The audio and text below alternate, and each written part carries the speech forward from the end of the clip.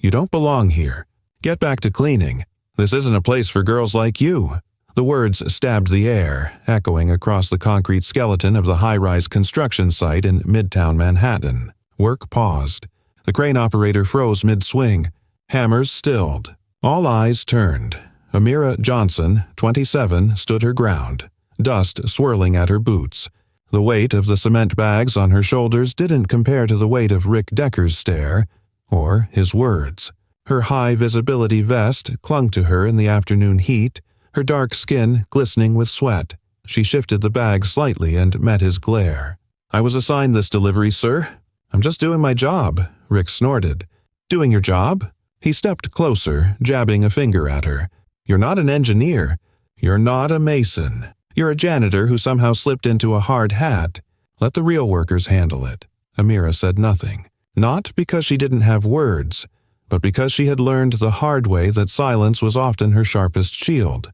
But a voice in her mind whispered her mother's words. "They'll test you. Just make sure they see your worth before they see your scars." A few workers nearby shifted uncomfortably. Some looked away. Others clenched their jaws, wanting to say something. But Rick was known to retaliate.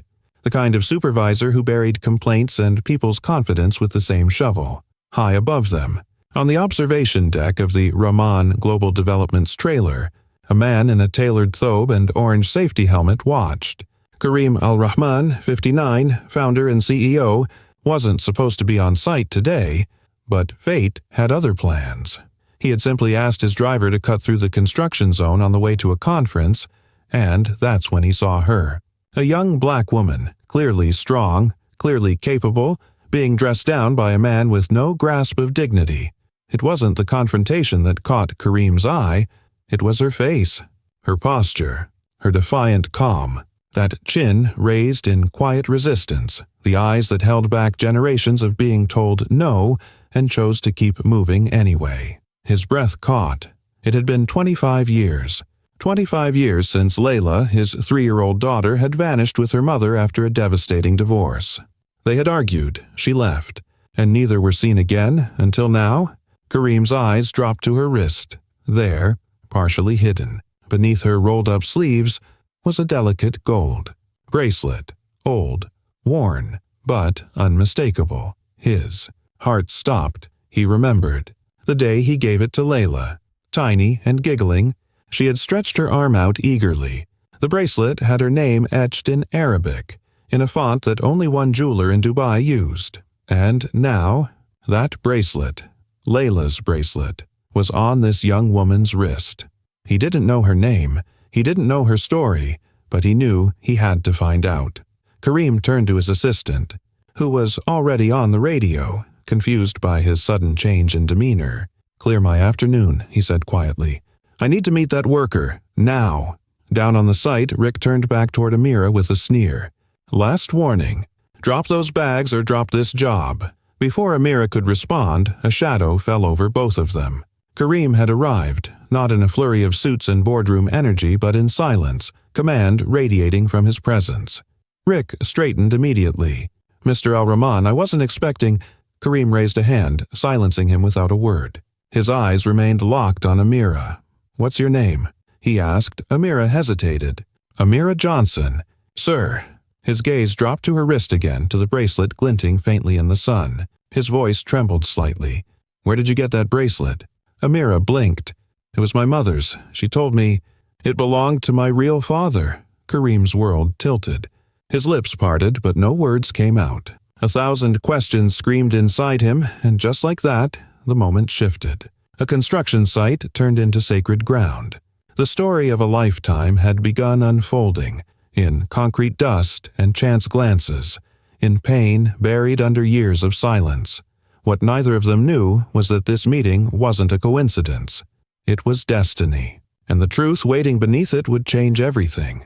The cement bags slid off Amira's back and hit the ground with a dull thud. She didn't break eye contact with the man in front of her. His tailored thobe, polished shoes, and commanding presence made him stand out among the rough concrete and rebar. But it wasn't his wealth that unnerved her. It was the look in his eyes. Not judgment. Not superiority. Recognition. "Where did your mother get that bracelet?" Karim al-Rahman asked again, his voice lower now, less urgent, more reverent. Amira instinctively touched her left wrist, brushing her fingers across the worn gold band. She never said, only that it was the only thing left from my father. Before he left us. Karim's throat tightened. Do you know his name? Amira hesitated, unsure why she was even answering this stranger. But something about the moment felt too heavy to ignore.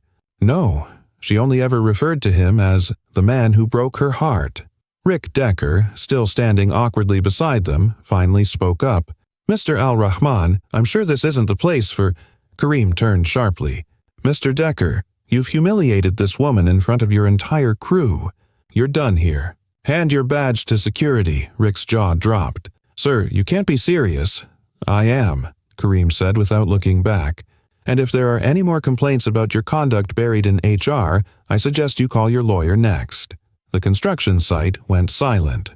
Workers paused, glancing at one another in disbelief. Rick stomped off, red-faced and mumbling as security approached him. Amira watched, stunned. You didn't have to do that for me. Karim finally turned his full attention back to her. It wasn't just for you. It was overdue. A moment passed, thick with unspoken thoughts. Do you have time to talk? He asked gently. There's something I need to understand. About you, about your mother. Amira hesitated. Her instincts told her to run, but her heart? It whispered something different, something like hope. Okay, she said quietly. Inside the on-site office, Karim closed the door behind them and motioned for her to sit.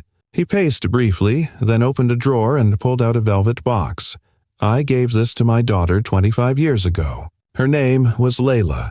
She disappeared with her mother during our divorce. I've spent half my life trying to find her. He opened the box. Inside was an identical bracelet. Amira's hand trembled as it touched her own. Tell me, he said, voice shaking. What was your mother's name? She swallowed. Leah Johnson. But she told me once late at night her real name used to be Layla, or Layla. Karim sat down slowly, his world spinning. Could it be? Was Amira the daughter he had searched for across decades and continents? Only one way to find out. Amira stared at the bracelet in the velvet box, her breath caught in her throat. It was identical. Every delicate curve, every scratch, even the way the name Layla was etched in flowing Arabic script. Her bracelet. It had always felt like a relic from another world. Now it was revealing a truth she wasn't ready to face. Karim's eyes glistened as he watched her. Your mother? Leah. Did she ever mention the name Karim al-Rahman? No, Amira whispered. She only ever said my father was someone powerful. Someone who chose money over family. A silence stretched between them. Outside, the sounds of the construction site continued. Hammers striking steel.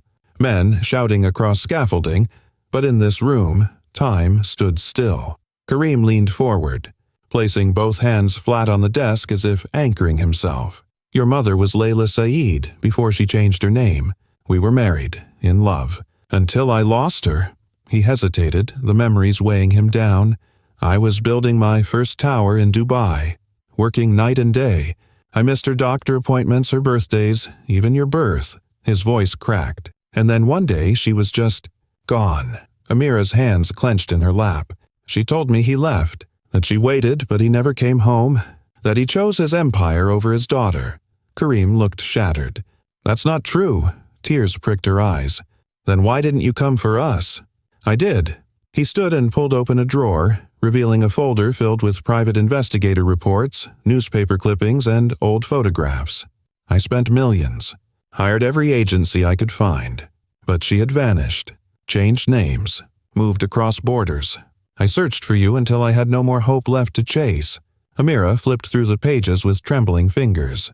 Her childhood photo was among them, taken at a school play when she was 9. Her mother must have been more careful than she ever realized. Why now? Amira asked softly, her voice barely audible. Because I saw you. Karim exhaled. On that site. Defending yourself. Refusing to be broken by a man who wanted to make you feel small. Just like your mother. Just like me. And then I saw the bracelet. And I knew. A knock interrupted them. Karim's assistant, Mariam, peeked in. Sir, the lab has confirmed. The DNA results. They're back. He stood without a word and took the envelope. Amira's heart pounded as he tore it open and scanned the contents. Then his shoulders collapsed and he looked at her, not as a stranger anymore, but as a father. "It's you," he whispered. "Amira, you're my daughter," she gasped. Everything, her name, her past, her identity, was unraveling in real time. And the truth was just the beginning. Rashid Al-Hassan stood in his private office, staring at Samira like he was looking through time. The bracelet on her wrist gleamed under the warm light, the same one he'd had custom-made for Illa all those years ago. His throat tightened. "Where did you get that?" he asked again, voice quieter this time, almost reverent. Samira looked down at her wrist, her fingers gently brushing over the engraved Arabic letters. "It was my mother's. She gave it to me before she passed. Said it was the only thing my real father left behind." Rashid slowly stepped back, the weight of her words crashing over him like a tidal wave. His knees buckled slightly, but he caught himself on the edge of the desk. He opened a drawer and pulled out a small velvet pouch. Inside was an identical bracelet, untouched, untarnished. His last thread of hope. "I had 2 made," he whispered. "One for her to wear, one to keep." Samira stared at it, then at him. "I don't understand. Why are you showing me this?" "Because, Samira," he said slowly, "you're not just a factory worker. You're my daughter, my Ila." Silence dropped between them like a curtain. Samira's breath caught. She took a step back. "No, that can't be," she said, voice trembling. "My mother said you left us, that you didn't want anything to do with us." "I searched for years," Rashid said, eyes glistening. "I hired investigators, posted ads, even flew to different cities hoping to find a trace of you both. But Yasmin vanished, changed her name, moved states. I never stopped looking." Samira sat down heavily, the room spinning. She tried to reconcile the billionaire in front of her with the invisible father she had hated in silence all her life. "I thought you were gone," she whispered. "I thought you abandoned me." He took a cautious step forward, emotions choking his voice. "I failed as a husband, Samira. I worked too much, neglected what mattered. But I never stopped loving you. I never stopped hoping I'd see you again." Her eyes filled with tears, but her voice remained steady. "If this is true, if I really am your daughter, why now? Why here?" "Because fate has a strange way of working," Rashid said gently. "But now that I've found you, I will not let you go again." Samira wiped her eyes, nodding slowly, heart torn between grief and possibility. Outside, the factory floor buzzed on, unaware that a reunion 25 years in the making had just changed everything. Samira sat in stunned silence, the ticking of the elegant grandfather clock in Rashid's office the only sound between them. Her palms trembled on her lap. The bracelet, once just a piece of gold with a name she couldn't read, now felt like it carried the weight of an entire lifetime. "I need air," she whispered. Rashid nodded, stepping aside without a word. They exited the office into the rooftop garden. The city spread out beneath them, but Samira barely noticed. Her mind was trapped between disbelief and memories that no longer made sense. "She told me," Samira began, her voice cracking, "that my father walked away, that he didn't want to see us again, that he left when I was 3 and never looked back." Rashid turned toward her, pain written into every line of his face. "She left me a note. Said she couldn't live in my world anymore. Said it was no place for a child." He paused. "But I never stopped searching. I never remarried. I was building empires, yes, but only to fill the emptiness." Samira swallowed hard. "She changed everything. Her name, mine. We moved so often I stopped asking why." Rashid opened his wallet and pulled out an old photo, edges worn and faded. A little girl, maybe 3, with curious eyes and curly hair, grinned at the camera, holding a toy hammer. "That's you. You used to say you wanted to build things like Baba." Samira took the photo, fingers trembling. The weight of her mother's silence hit her all at once. The years of confusion, the gaps in her story, the bitterness that had no clear beginning. "I need time," she said softly. "I don't know what to feel. My whole life has been built on a lie." Rashid nodded. "Take all the time you need. But know this, you are not just Samira Johnson. You are Samira Al-Hassan, and everything I've built, every stone, every tower, it's yours too if you want it." Tears welled in her eyes, but she blinked them back. "I didn't grow up in palaces, sir. I grew up working double shifts, being told I'd never be enough. People like your supervisor made sure of that. And they'll never have that power again," Rashid said firmly. "Not over you. Not in my company." As they stood in silence, the sky began to change, that quiet hour where day meets night. The air felt different, like something broken had just begun to heal. Samira didn't speak, but she didn't walk away either, and for Rashid, that was enough. For now. For the next several days, Samira didn't return to the factory floor, not because she didn't want to, but because Rashid had quietly placed her on paid leave, with full access to the corporate tower, private drivers, and even a therapist if she wanted one. But none of that mattered. She spent most of her time in the small guest apartment on the top floor of the building, lost in a whirlwind of memories, some real, some now questionable. Her childhood had been hard, yes, but it had also been grounded in one belief, that her mother had protected her from a man who had abandoned them. That belief now lay shattered. The knock at the door came just after sunrise. Samira opened it, expecting a maid, but it was Rashid. He stood there with something in his hand. A box. Wooden. Old. "I think you should have this," he said. Inside the box were documents. Letters. All in her mother's handwriting. Unsent. Unopened. Dozens of them. Samira sat down, her fingers trembling as she unfolded one. It was dated over 20 years ago. "My dearest Rashid, I don't know how to explain the guilt I carry. I left not because I hated you, but because I didn't know how to raise a child in a world I didn't understand. You were building skyscrapers and I felt invisible. I was scared. Scared of being forgotten. I thought it would be easier to disappear than to ask for help." Another letter, dated just a few months before her mother's death, read, "She asks about her father more often now. I lied. I told her he didn't want us. It was easier than admitting the truth, that I took her away from the one man who loved her more than anything." Samira's breath caught in her throat. The betrayal wasn't just Rashid's to carry. It belonged to her now, too. Rashid remained quiet. His face was unreadable, but his eyes, they were brimming with the pain of decades. "I never stopped loving her," he said at last. "And I never stopped looking for you." Samira folded the letter slowly. She was wrong. About you. About everything. Rashid sat across from her. And I was wrong to ever let her leave that night without fighting harder.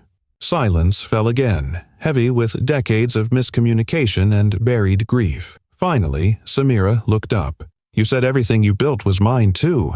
If that's true, then I want to change how it works. People like me, like how I used to be, shouldn't be invisible in your empire." Rashid didn't hesitate. "Then let's change everything." It was the first moment they stopped being strangers, and the first moment they became father and daughter, not by blood, but by choice. The next morning, the boardroom at Al-Faris Industries felt different. Rashid, once the silent, reserved presence at the head of the table, now sat with a new figure beside him, Samira, dressed in a sharp navy suit, her curls tied back, her eyes unreadable. The board members exchanged glances. Whispers had already spread like wildfire, the story of the girl with the bracelet. The whispers hadn't been confirmed, but they didn't need to be. Rashid stood. "Before we begin today's agenda," he said, "I'd like to formally introduce our new executive advisor for diversity and structural development, Samira Al-Faris." A pause.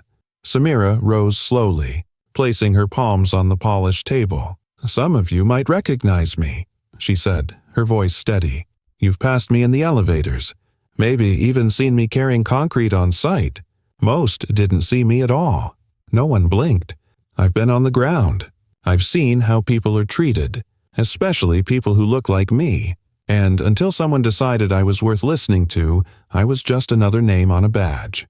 Today, that changes, not just for me, but for every invisible worker in this company." The silence that followed was louder than applause. Later, as Samira walked through the factory floor, no longer wearing overalls but heels that echoed with confidence, she saw familiar faces pause. David, the forklift operator. Marcy, the single mom working night shifts. Every one of them looked at her as if they were seeing what could be. She stopped before a bulletin board filled with safety memos and outdated job postings. With a pen, she wrote a new notice. Inclusive hiring program begins Monday. No degree required. Just character. SAF. Meanwhile, in a crumbling apartment in Queens, Jake Morrison sat alone. The papers from the lawsuit still sat unopened on the table. His phone hadn't rung in weeks. His name, once barked across sites with authority, was now a cautionary tale. Online, his face was tagged under articles titled "The Cost of Prejudice" and "Supervisor Fired for Racial Harassment. Daughter of Billionaire Steps In." He stared at the screen, defeated. Then he did something rare. He whispered, "I was wrong." But by then, the world had already moved on. Back in the city, Samira stood on the balcony of the corporate tower, watching the skyline stretch into possibility. Her father joined her. "You were always meant to build something bigger than buildings," he said. She looked at him, her voice soft but certain. "I'm just getting started." And this time, no one could stand in her way. That evening, the Alferis penthouse was quiet, bathed in a golden haze from the setting sun. Samira sat on the velvet couch beside her father, a box of letters in her lap, the ones she had found weeks ago in her late mother's belongings. She had read every one. Yasmin had written to Rashid over the years, letters filled with pain, regret, and fear. Some were never finished. Some were water-stained, as if her mother had cried while writing them. But one stood out. The final letter. It read simply, "If you ever find her, tell her he never stopped looking. I was wrong to keep her from you. I was wrong to let fear become silence." Samira folded the letter and looked at her father. "She loved you." Even when she ran, Rashid nodded slowly, eyes glassy, "And I failed her when I chose business over family." They sat in silence, the kind that only forgiveness could fill. Later that week, Samira stood before a crowd at a community center ribbon-cutting event in the Bronx. The sign behind her read, "The Yasmin Center for Equity and Engineering." Her voice rang strong through the mic. "We're building more than homes. We're building futures. For the girl who was overlooked because of her name. For the boy told he wasn't smart enough. This center is for those who were never given a seat at the table. So now we build our own." Applause thundered through the air. In the front row, Rashid watched her speak, pride swelling in his chest. Not because she bore his name, but because she had earned every ounce of her place in this world, with strength, resilience, and heart. And somewhere in the crowd, a young girl looked up at Samira and whispered to her mother, "She looks like me." That was the moment it all came full circle. Not about wealth, not about revenge, but about visibility, justice, restoration. That night, Samira stood on the rooftop once more, the city lights dancing in her eyes. She could hear her mother's voice in the wind, and her father's footsteps approaching behind her. He stood beside her. "You made me believe again," he said. She smiled softly. "Then let's keep going. There's more to build." The city pulsed below, alive with promise. If this story moved you, share it. Support justice. Stand for equality. Speak for those still unheard. Comment below where you're watching from and if you want more stories like this. And remember, change begins with truth. Always. Subscribe for more stories where strength meets justice and voices long silenced rise loud and clear. Because sometimes the right story can change everything.